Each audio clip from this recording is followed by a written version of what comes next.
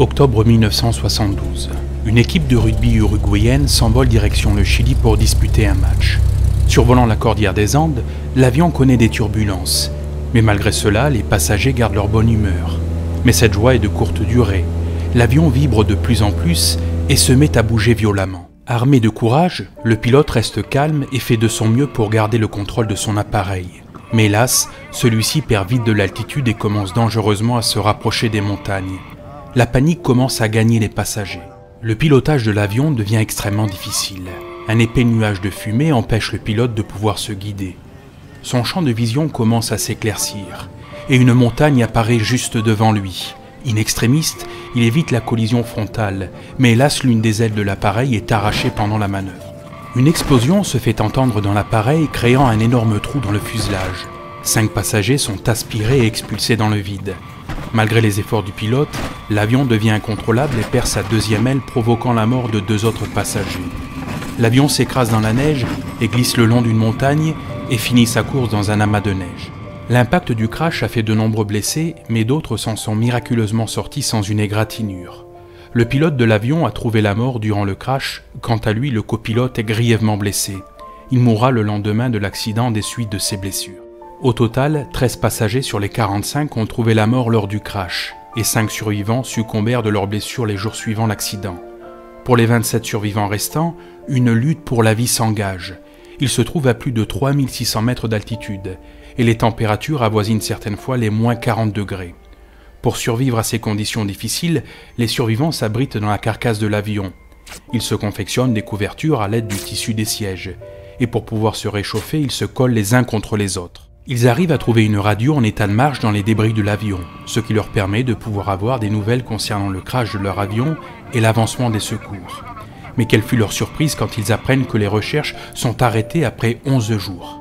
Au 16e jour, en plus de leur lutte contre le froid et la faim, les survivants sont surpris par une avalanche qui recouvre l'intégralité de la carcasse de l'avion où ils avaient trouvé refuge. 8 d'entre eux meurent asphyxiés. Et 1 mois et demi après cette terrible avalanche, 3 autres survivants meurent d'infection suite aux blessures. Découragés et affaiblis, les personnes toujours en vie doivent maintenant faire face à une nouvelle situation des plus difficiles.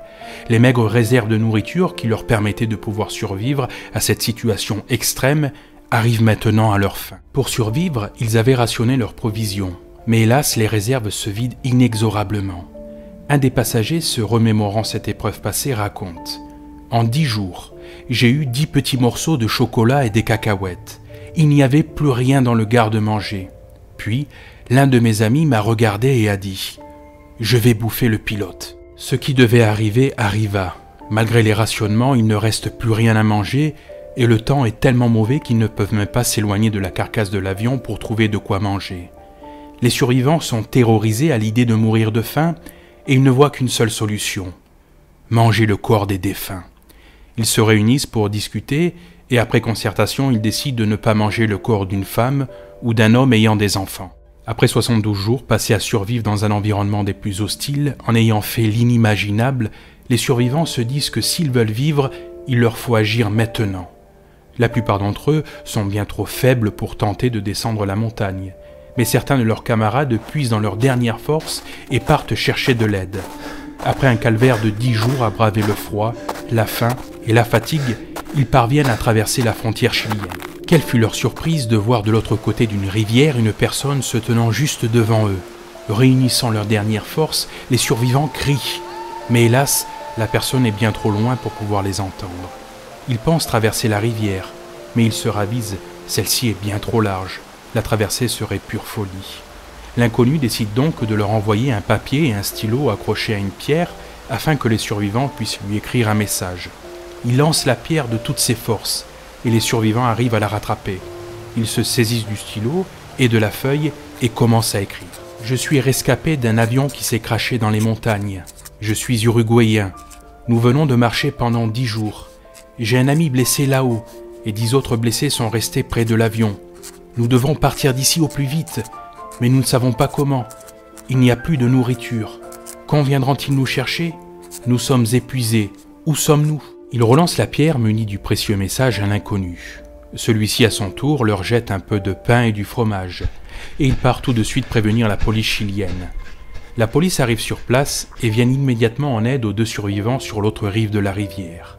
Une équipe de sauvetage est ensuite mise en place pour partir à la recherche des 14 autres survivants du crash. Après 3 jours de recherche, ils arrivent à les localiser. Ils sont enfin sauvés. Le cauchemar est terminé. Les secours arrivent donc sur les lieux du crash. Ils constatent rapidement la présence de corps tout autour de l'avion à moitié mangés. Les survivants racontent donc leur calvaire au secours, leur disant qu'ils n'ont eu d'autre choix que de manger leurs camarades d'infortune morts pour pouvoir survivre. Après avoir fait cette révélation, les survivants s'attendaient à être jugés pour un tel acte. Mais à leur surprise, les familles des victimes leur pardonnèrent. Ils comprirent que les survivants firent cela pour survivre. L'un des survivants dit « Nous n'allions pas nous laisser mourir sans nous battre juste parce qu'on nous a tout pris, même la vie de ceux qui nous étaient chers. Mais nous n'avons jamais perdu la foi. » Les survivants n'oublièrent jamais l'horreur vécue dans ces montagnes, mais surtout tout ce qu'ils ont dû faire pour ne pas mourir de froid et de faim.